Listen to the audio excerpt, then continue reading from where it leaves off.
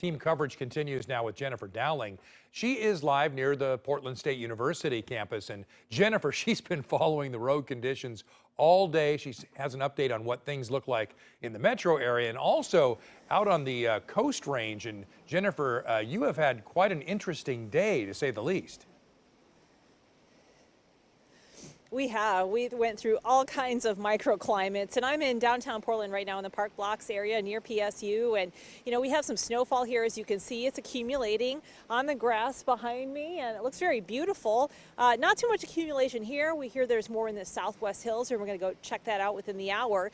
But it was really bad on the Coast Range. We were on Highway 26, and we soon realized that conditions were deteriorating quickly as the sun set.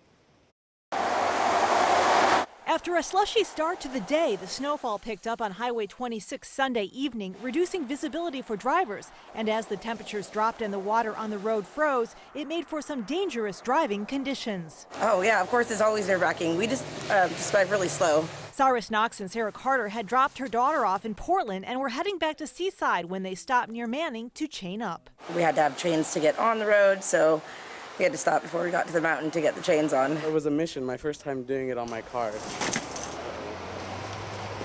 It's a task sometimes easier said than done. For the first time, I guess it's always the hardest, I guess. Now that I know how to do it, it'll be easier. Highway 26 was shut down for a time Sunday afternoon. Seaside Police announced it reopened at around 4 o'clock with chains required. The road was snow-packed and covered pretty much kind of right out of Tillamook. Molly McKinley sent us these pics from a backup on Highway 6. The Tillamook County Sheriff's Office announced it was closed just before 3 o'clock. It was totally fine coming up the Tillamook side.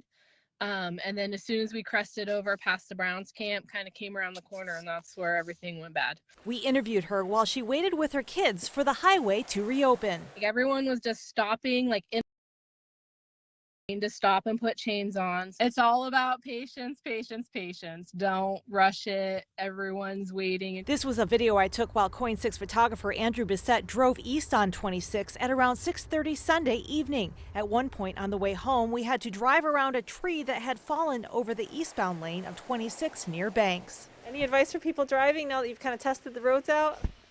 Stay home if you have to, I guess. It's not very fun out here.